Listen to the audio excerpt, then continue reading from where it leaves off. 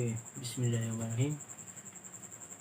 Okey, insya-Allah apa yang saya sampaikan ini memberi manfaat kepada kita semua. Terima kasih kepada yang masih sudi menonton video daripada Double Cloud Resources ini. Dan jikalau tuan-puan merasakan apa yang saya kongsikan ini memberi manfaat kepada anda dan supaya ia memberi manfaat kepada orang lain juga, tuan-puan boleh subscribe dan share kepada media-media sosial tuan-puan, dan supaya ia mendapat kebaikan dan supaya kita semua mendapat kebaikan daripada video ini, insya-Allah. Okey, apa yang saya ingin ceritakan pada hari ini iaitu cara-cara melihat jantina udang kara. Okey,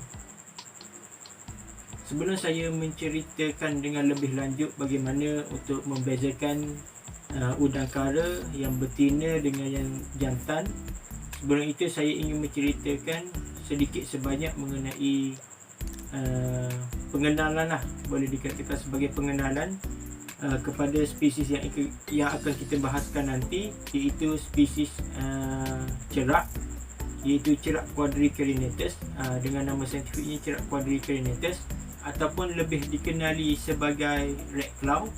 Biasanya akan disebut sebagai spesies red cloud kerana nama saintifiknya agak panjang, dan biasalah nama saintifiknya memang selalu panjang lah. Okey, spesies red cloud ini pada asalnya berasal daripada Australia.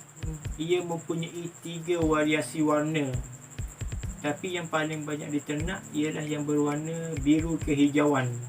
Okey, tuan-puan boleh melihat di Facebook biasanya ataupun di Instagram, kebanyakan warna hijau kebiruan ini banyak di post-post di status-status penternak-penternak. Tetapi sebenarnya masih ada 2 warna lagi yang dikategorikan di bawah spesies red cloud ini, iaitu yang berwarna biru dan yang berwarna oranye. Dan yang berwarna biru dan berwarna oranye ni biasanya diternak sebagai hobi ataupun sebagai hiasan, dan ada juga spesies biru hijau kebiruan ini yang diternak sebagai hiasan lah. Okay, kerana udang kara ini agak unik, bentuknya agak unik, berbeza dengan udang-udang yang biasa diternak di Malaysia, yang asal daripada Malaysia. Ini menyebabkan ada yang menternaknya sebagai hiasan di akuarium atau sebagainya. Spesies red cloud ini, iaitu cerak quadricarinatus ini, lebih banyak diternak di Malaysia berbanding cerak-cerak lain, ataupun berbanding dengan kelaki, ghost, ataupun cerak papuanus, kerana spesies red cloud ini lebih tahan lasak kerana ia suhu yang sesuai untuk menternak ataupun yang diperlukan oleh udang ini sesuai dengan apa yang ada di Malaysia. Okey, udang ini boleh hidup di sekitar air yang bersuhu 20 ke 31 darjah Celsius. Ada yang mengatakan suhu sejuk pun masih boleh hidup udang ini kerana ia tinggal di negara 4 musim. Ini saya tidak ingin bahaskan dengan lebih lanjut kerana saya tidak mempunyai ilmu mengenainya. Okey, tetapi suhu yang paling sesuai untuk menternak udang kara ini dan untuk membiakkannya adalah sekitar suhu 26 hingga 30 darjah Celsius. Okey, ini merupakan suhu air di Malaysia sebenarnya. Okey, inilah antara punca terbesar kenapa udang kara ini lebih banyak diternak, sama ada secara kecil-kecilan ataupun secara komersial, kerana udang ini mudah membiak di Malaysia. Udang ini juga berbanding dengan udang-udang lain, spesies udang-udang lain, contohnya udang harimau, udang galah dan sebagainya. Udang kara ini lebih tahan lasak. Biasanya udang galah mudah terkena penyakit, dan jika di dalam satu kolam ada seekor sahaja yang terkena penyakit, ini membuatkan udang-udang lain berisiko untuk berjangkit penyakit yang sama. Tetapi udang kara air tawar ini ia sangat lasak. Okey, spesies red cloud ini juga boleh mencapai saiz lebih besar berbanding udang kara yang dijadikan sebagai hiasan, iaitu kelaki, ghost dan papuanus. Ia boleh mencapai saiz maksimum sehingga 12 inci dengan berat badan hampir setengah kilogram. Okey, itu saja apa yang ingin saya ceritakan sedikit sebanyak mengenai pengenalan spesies red cloud ini. Okey, sekarang ini kita ingin membahaskan mengenai cara untuk melihat jantina. Untuk melihat jantina udang kara spesies red cloud ini, yang paling ketara kita boleh lihat iaitu melalui capit. Capit udang kara ini, walaupun ia di dalam air, kita sudah boleh melihat induk red cloud ini sama ada ia jantan ataupun betina. Okey, si jantan mempunyai tanda merah ataupun capitnya kelihatan berwarna merah di bahagian luar capit. Dan jikalau tuan-puan lihat, capit si jantan ini kelihatan agak melengkung ataupun berbentuk agak bulat dan agak besar berbanding dengan si betina. Si betina tiada tanda merah, tiada sebarang tanda merah dan bentuknya agak tirus dan agak kecil.